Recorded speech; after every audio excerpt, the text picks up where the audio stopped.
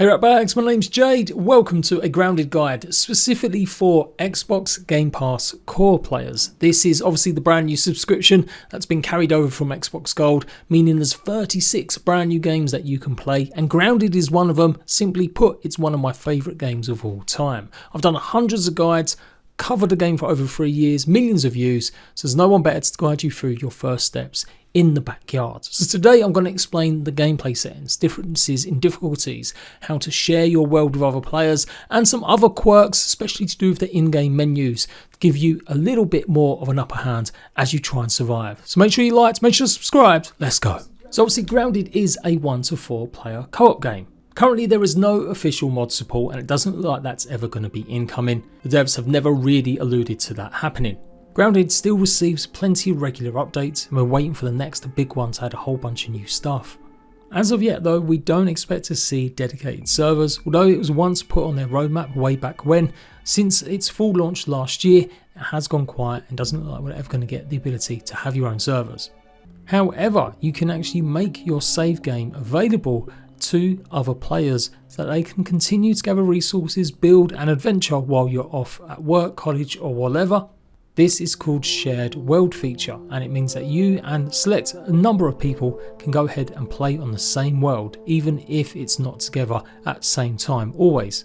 So you create one by starting up a multiplayer world, and then you've got the choice to choose between the standard world and the shared world.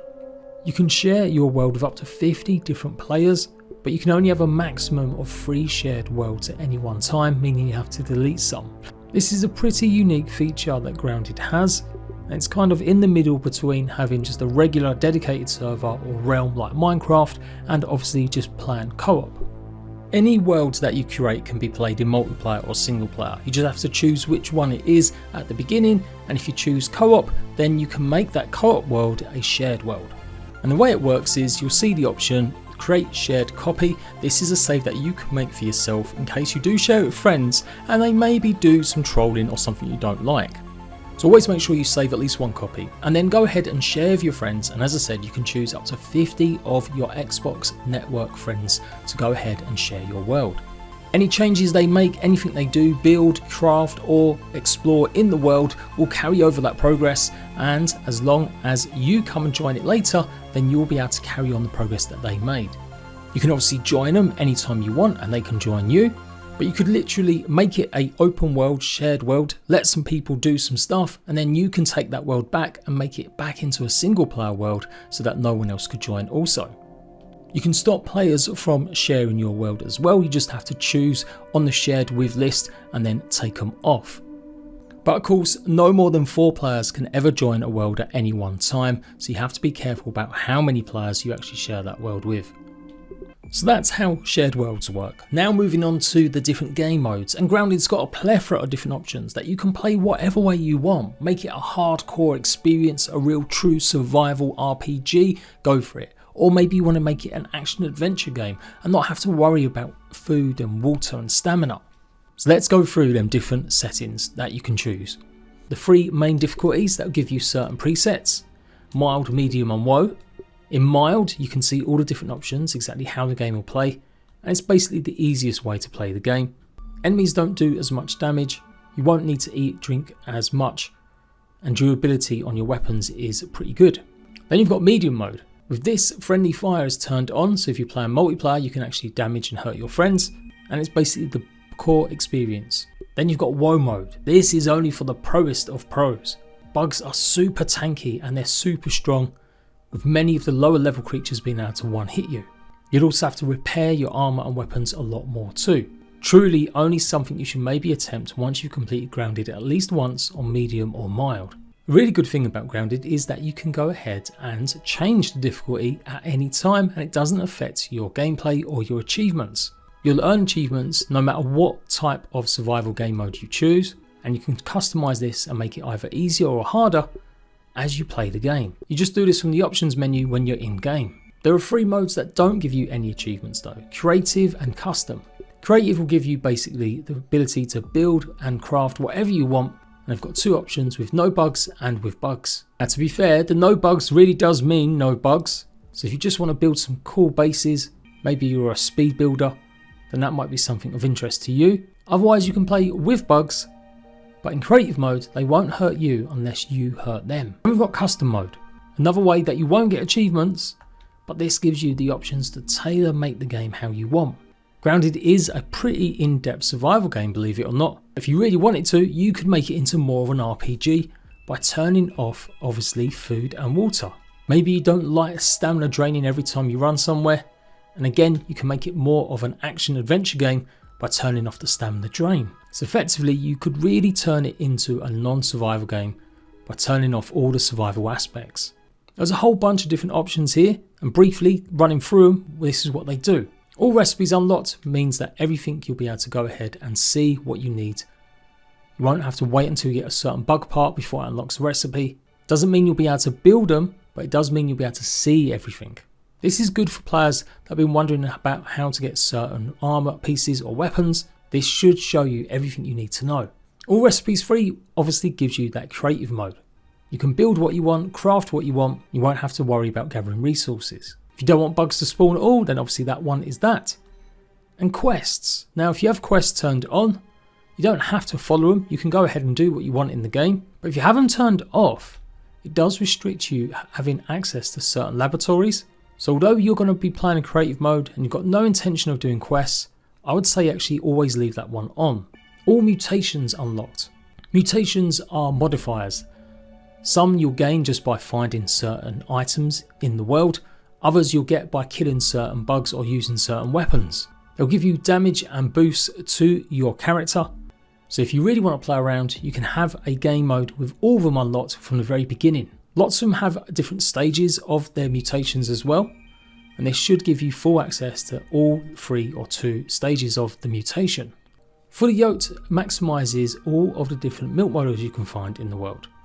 Milk molars are basically perks and buffs that give you extra health, extra stamina, and you'll increase these over time by spending the milk molars as you find them. These can be also useful for allowing you to carry more items and resources, and the ability to have more mutations active, as there is a limit to how many you can have in a normal game mode. Likewise, even with the all mutations unlocked, you still won't be able to have a maximum of 5 mutations at any one time. Bugs ignore players, you've got that one. Building integrity means that you'll have to actually have support for a lot of your buildings. You're going to make a massive castle and you want the difficulty to be a little bit more challenging, then turning this on means you'll have to have support for a lot of it.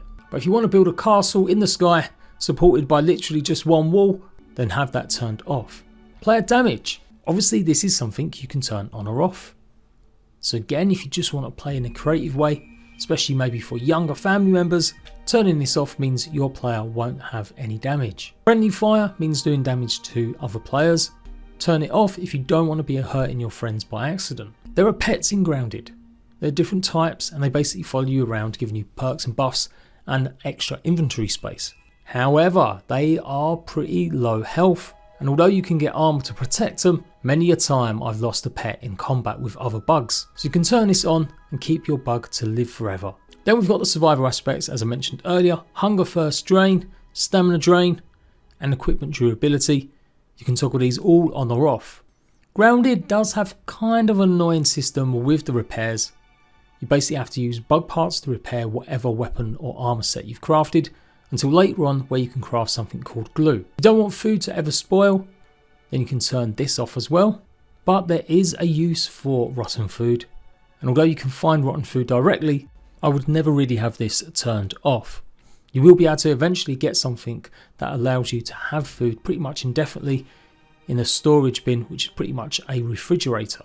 Another one I really like is that menus can pause your game. Whenever you're getting attacked by a bug and you want to switch weapons but you don't have it equipped in your hotbar, and having this on means you can pause the game while in your inventory, sorting out what perks or what items you want to go and fight whatever bug it is. Faction reactivity. In the game, when you are encroaching on certain bugs' territory, or you've killed a whole bunch of them, say you've killed a bunch of ants, eventually they may trigger a raid. Now in the beginning, these raids are pretty small, with maybe only 3 or 4 creatures, but as the game progresses, and the more that you do damage against certain creatures or spend time in their biome, you can have maybe up to 10 different orb weavers attacking you if you've been spending too long in spiders' territory.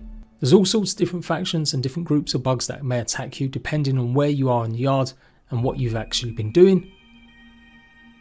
So if you find this quite annoying and you don't want it to be a base defense game, then turn this off. This has been changed somewhat though in the last few months. It's not necessarily as hard as you might imagine, and you can actually build in certain spots on the yard where you'll never really take any damage to your base from these creatures. In fact, I think it should always be left on, as it adds just a bit of excitement to what could be an ordinarily boring day. Handing that is a special bug that you can use to fly up and build large or more complex structures. By turning this on, you'll be able to take control of it in creative mode and go ahead and build and do what you want. And then lastly, backpack items on death. You can have it that they drop all the resources, so you won't lose your armor, weapons or anything you've crafted. That will still be on you when you respawn. You can lose everything forever. You can have everything respawn with you, or you can have everything in your backpack dropped. So that's pretty much all the game settings, and of course you do have the difficulty of mild, medium and woe. But as said, if you do use custom mode, you won't be able to earn any achievements. These 6 options here you cannot change once you've started a new game. All the rest of them you can turn on or off whenever you want, but in a custom game mode you have to make these decisions before you start. The best advice from Obsidian themselves is to start a new game in mild, and if you find the game's getting a bit too easy, then you can simply ramp it up to medium. After that, you've obviously got your 4 characters, Max, Willow, Pete and Hoops. They offer nothing in terms of different stats or abilities, but they do have different dialogue and voice lines. If you're playing with your friends, you do all have to choose different characters. You can't have 4 Maxes running around. After the start screen, you'll simply load up and there'll be a tutorial guiding you through your first few days of Grounded. If you press the start menu when you're in game, you'll actually see there's something called a survival guide. This will give you some more basics in case you missed any of the tutorial prompts, and it's pretty simple stuff. You'll also see you've got the game settings, and this is how you can then go ahead and change any of the options if you did create a custom mode. You can also swap to a custom mode whenever you want, but again remember this will mean that achievements won't be earned.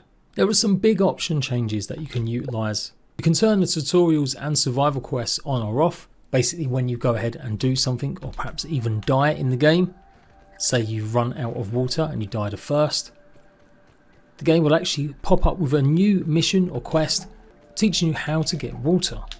And this happens quite a lot with certain different aspects. In game, if you press down on the D-pad, you've got a whole bunch of different options. You can toggle first or third, use the peeper, although there is a button for this and that is the Y button, and then press RB and it'll give you a bunch of information about that creature while looking at it, and then you'll also find that data here in the creature cards. And obviously got photo mode by pressing down on D-pad, and then to the left, hot deposit nearby storage, which is really cool. You can dump everything in your inventory in your storage in one button. Obviously got the map, then the crafting menu, which will give you a list of items and potentially recipes that you still need to unlock. Then we've got the inventory. Press left on the D-pad, you can go ahead and do a bunch of emotes. If you press right, you can choose which mutation you want to load up, as once you start earning mutations, you can have presets that you can choose, switching on the fly whenever you want. Then you've got something called toggle trail, backpack or build markers. You can effectively place markers down that show certain locations on the map. Even placing the waypoint down, you can then choose to have this toggled on or off. Something else that will help definitely with your playthrough is turning depth of field blur to low or medium. I have it as a setting that's auto applied via the game files on PC, but effectively the distance that you see, the sky and far off places will always be a little bit blurry on its base settings. So if you want to see what's around the yard a little bit more, especially if you get a little bit higher, then make sure this is set as low. The last sort of hack or cheat is taking advantage of accessibility options.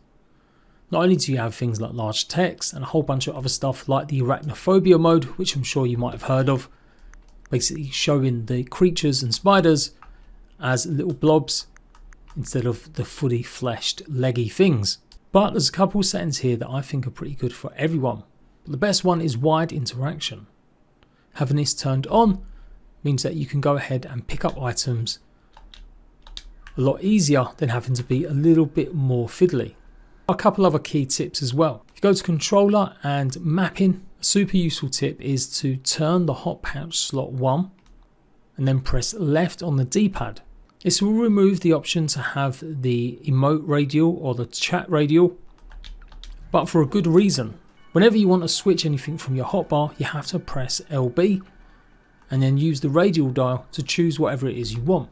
But by switching certain consumables, i.e. making sure you've always got a consumable or healing item in that first page where you can see the honeydew, you can go ahead and press the left D-pad and it will automatically use and heal you, giving you much needed advantage in combat. And it will consume and use whatever it is there without having to press the hot wheel first. And likewise, you can still go ahead and do it with the other hotbars as well, transforming certain buttons to utilise. Just remember this if you're playing multiplayer and you're wondering why you can't emote to others. As always, you can go ahead and turn off the default settings anyway by pressing LT in the options. Last few things you need to know: if you go into the map, you can actually change whether or not you are showing on the map or not. Although this only works when you've got actually other players in your world. So if you want to troll them or not have them see where you are on the map, you can actually turn this on or off. And that is pretty much it. The settings explained, some quirks and top tips about how to get the most out of your adventures in Grounded. Do go and check out all my other guides that will take you through proper gameplay, where to find certain items and how to defeat certain bugs, as well as a whole host more. I've got lots more guides dedicated for Game Pass core brand new players checking out Grounded for the first time. So until then, laters.